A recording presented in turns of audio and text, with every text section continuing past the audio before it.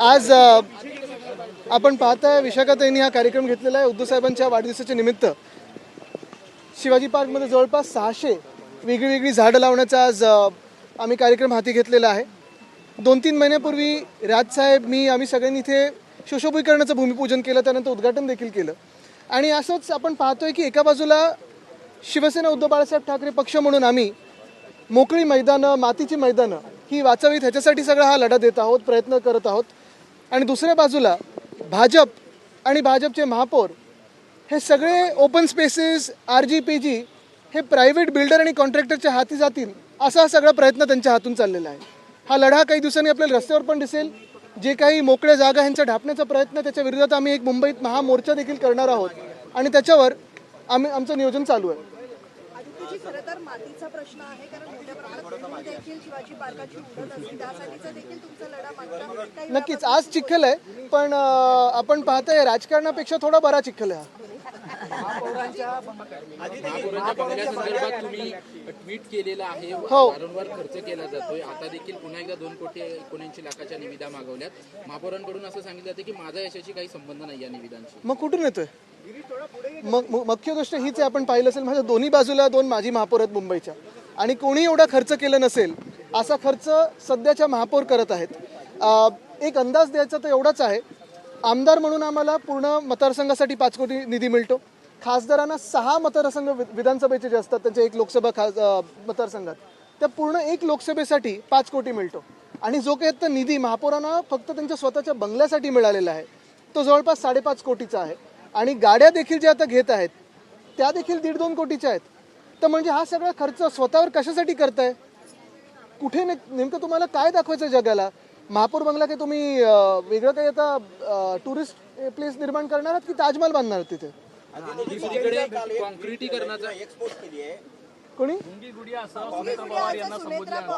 राष्ट्रवादीचे जे कार्यकर्ते आहेत ते काँग्रेसच्या कार्यालयामध्ये गेले होते. नाही, मला वाटतं त्याच्यात मला पडायचं नाही. मुख्य गोष्ट हीच आहे की आपण पाहतोय राष्ट्रवादीच्या अंतर्गत राजकारणात आम्हाला काही पडायचं नाही.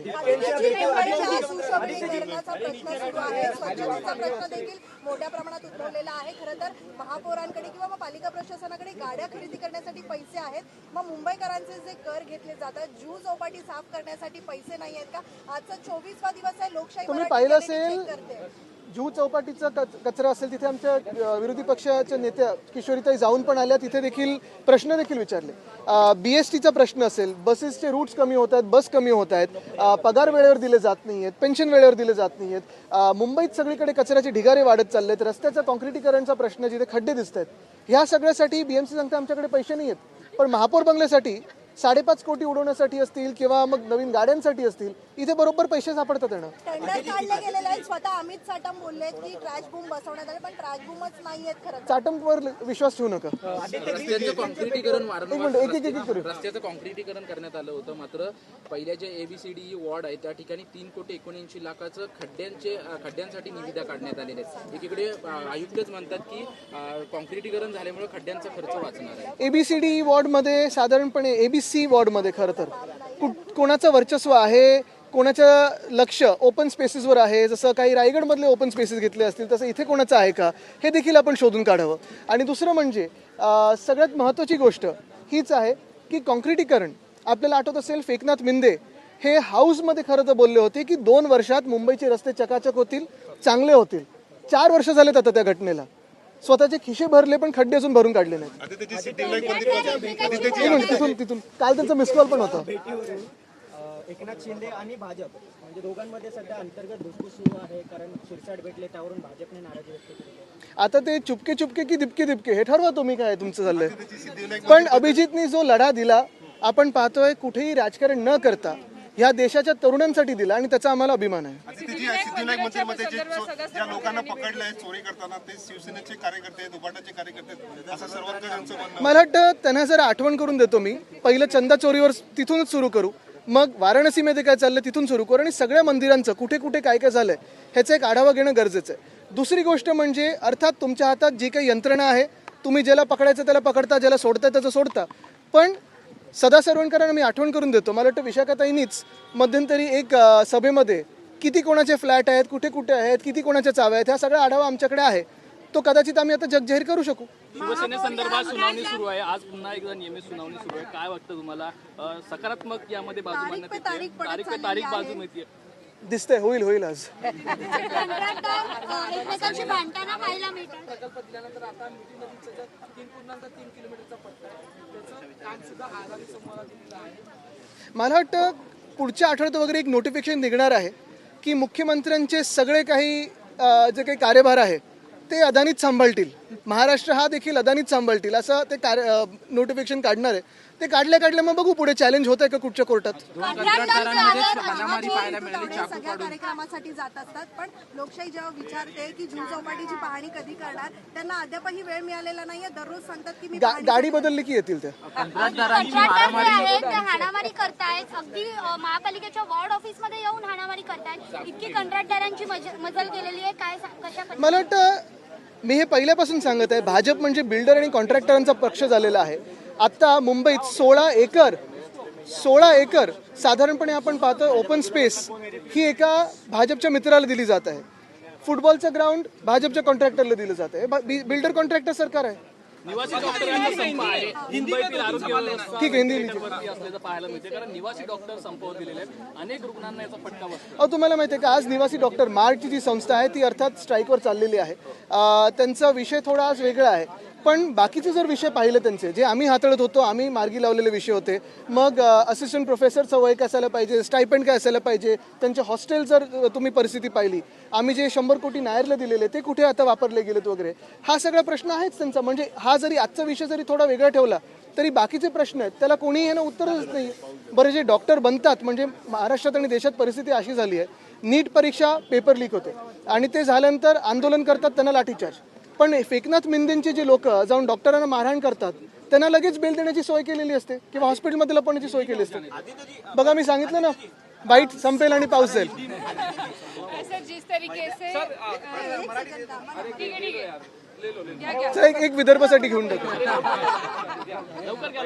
महिला उपमुख्यमंत्री आहेत राज्याच्या, मात्र काँग्रेसची अशा प्रकारची टिप्पणी कसं बघताय तुम्ही? कारण की अशा प्रकारची एकंदरीतच इंदिरा गांधी संदर्भात पण नाही, मला वाटतं आपल्याकडून मी आत्ता पहिल्यांदा म्हणजे बातम्यांमध्ये मी पाहिलं नाही, मिस झाली असेल, पण अर्थात चुकीचंच आहे ना.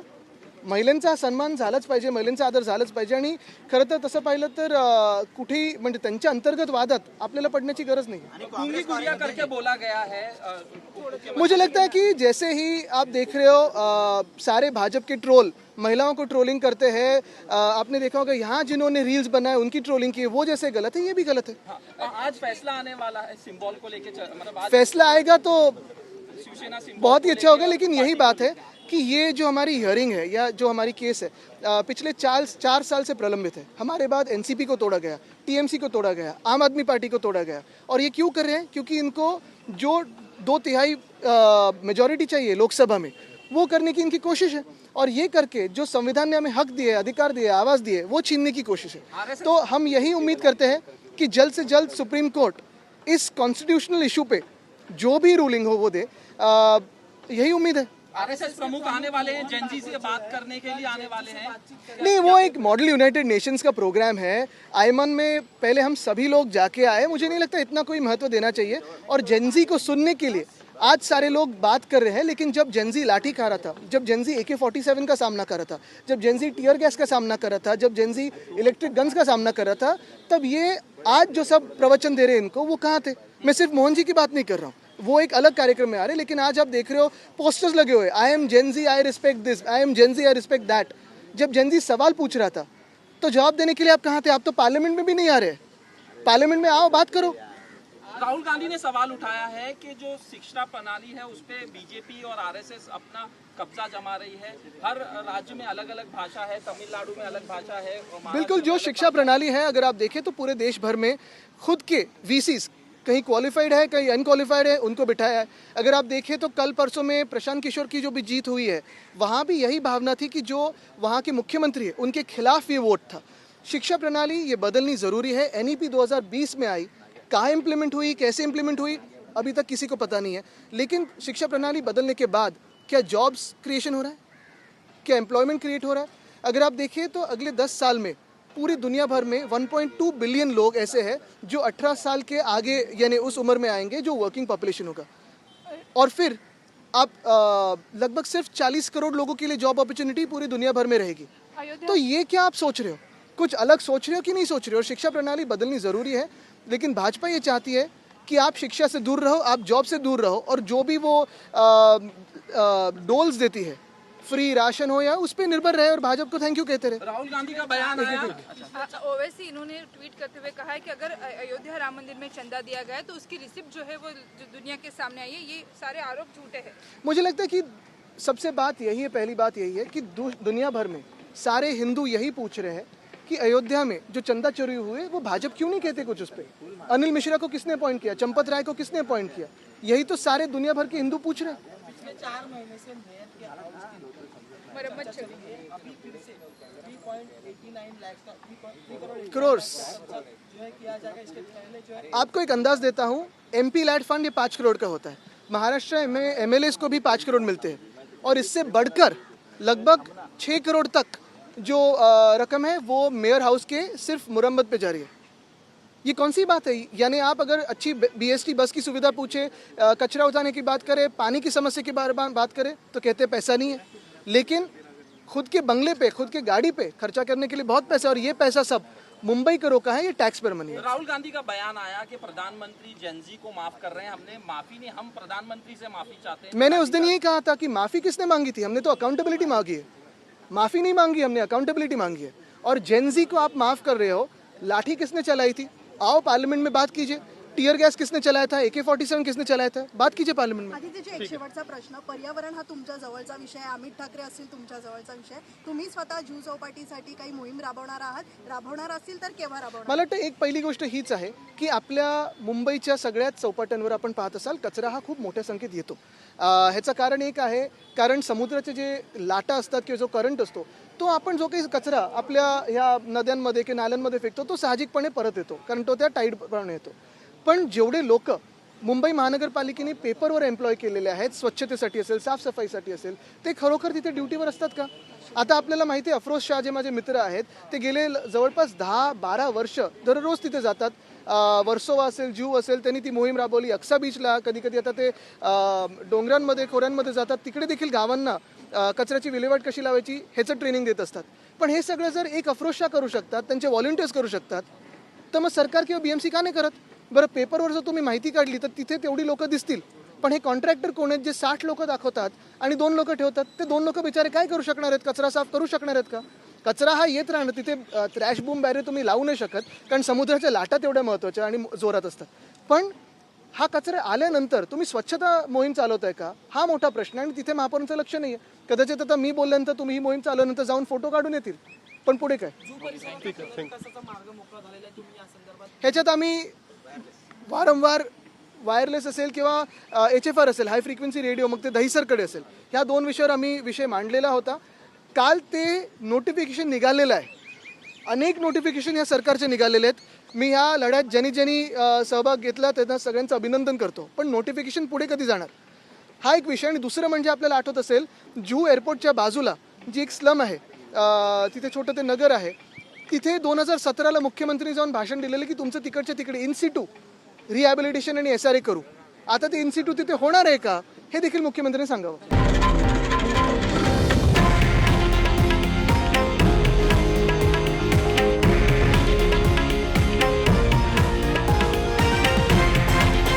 हे आहे देशातील नंबर 1 न्यूज नेटवर्क आणि आपण पाहत आहात TV9 मराठी, एकमेव।